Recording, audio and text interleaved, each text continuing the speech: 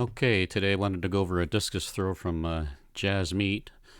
She's a thrower from India I've been working with for the last couple of years. I just review her videos and give her suggestions.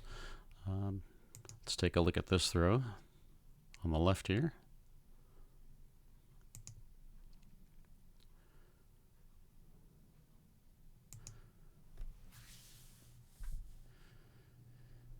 Okay, a couple of things. Here she's got the discus above their shoulders here, so it's at the high point. She comes around.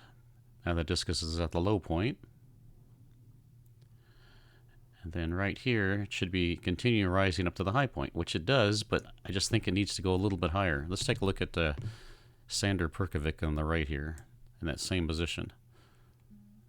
All right, you can see a line here from the discus through both shoulders. You can see how high it is. And you can see with Jasmeet, the discus is quite a bit lower. Now, what you want to do is get this discus up here even with your shoulders, so it should be up about here somewhere, at least for the women's.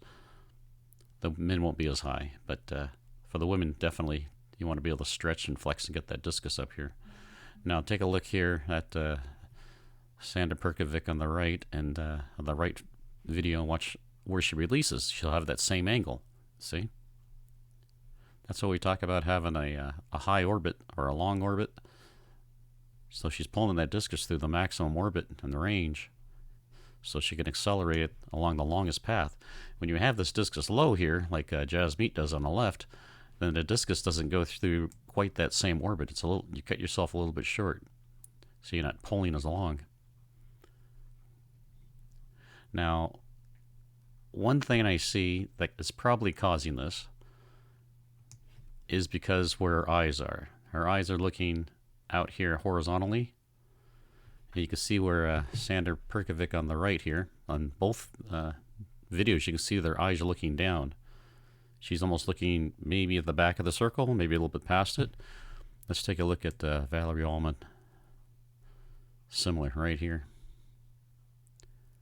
You can see where the eyes are looking downward.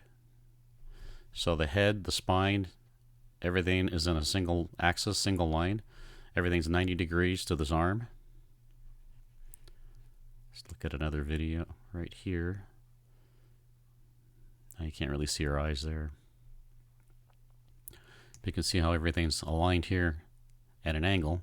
So her because her eyes are not up, her head is not tilted back. She doesn't have this arch in her back. You can see right here in Jasmeet, you can see this arch. So that can be solved simply by picking a focal spot with your eyes a little bit lower down here. That'll get rid of that arch, and instead of having an axis here and then an axis from here to here, you'll have only one single axis through your entire spine and neck and head there.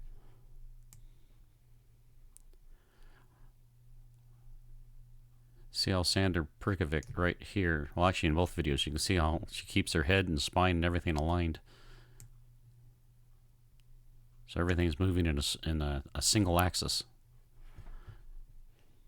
And then on Jasmeet, you can see it again over here, where she creates these two different axes. Okay, so you want to spin around one single axis. The other thing is here, when you land on the right foot right here, you don't have lines in the circle, but I already took a look at it. You're landing too far to the left side of that.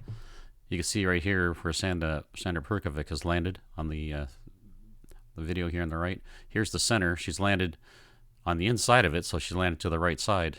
You never want to land too far to the left there, so you're kind of overstretching there, overreaching with that lower foot. You're just kind of right here, just dropping it down. Okay, now watch Sander Perkovic over here on the right. Watch how she continues to be aggressive, and see how it turns the foot and the knee and the hip goes out. And see how that brings the left foot around? Okay, so on your throw here on the left, don't just try to reach down and just land. be aggressive. Continuously keep turning that leg in the air until it lands. Okay. You can see right here, your knee is landing facing about 3 o'clock when it lands. You can see where Sander Perkovitz is here. She's facing maybe 2 o'clock.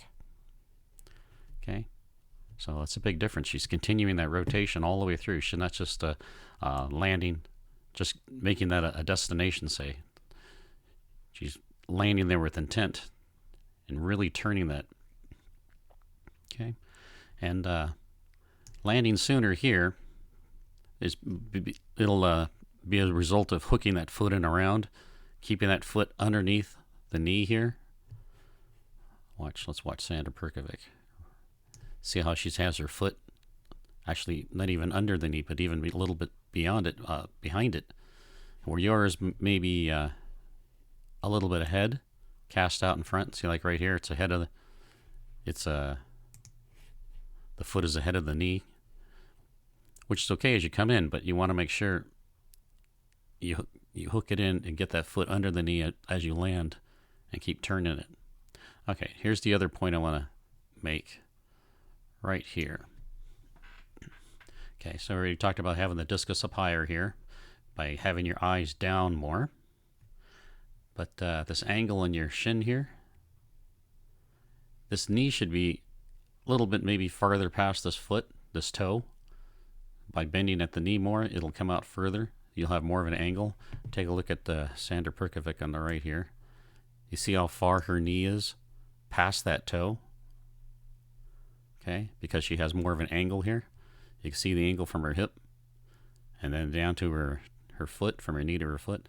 That angle is helping her to spin and keeping her center of mass low and keeping her hip on top of that foot so she can turn very quickly. We'll take a look at Valerie Ullman. Okay, see the bend in her thigh right here to her and her lower leg. You see she's got almost a 90-degree bend here. Now watch, she doesn't reach down. She's airborne right now. Both feet are in the air. That's another thing I was going to bring up. You're almost stepping across. So right here, your left toe is still on the ground. And the next frame, here you get both feet in the air, and then immediately your foot's down. So you're in the air with both feet for basically one frame.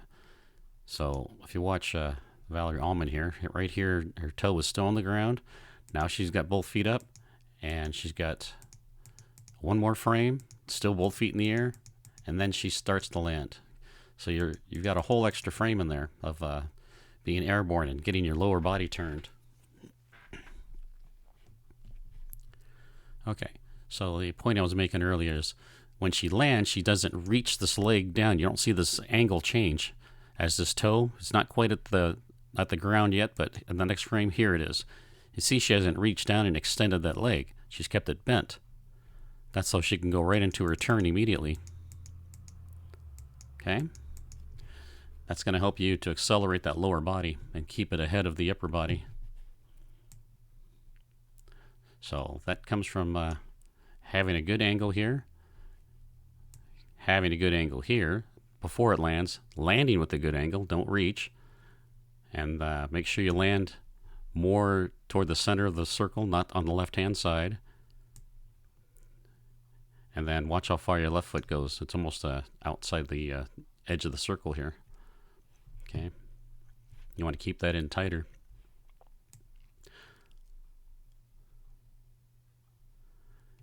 It's almost where your left foot's considered in the bucket. It's so far to the left. You want to keep that a little bit tighter. You can see here Valerie Ullman's a little bit tighter between the distance between the 2 feet.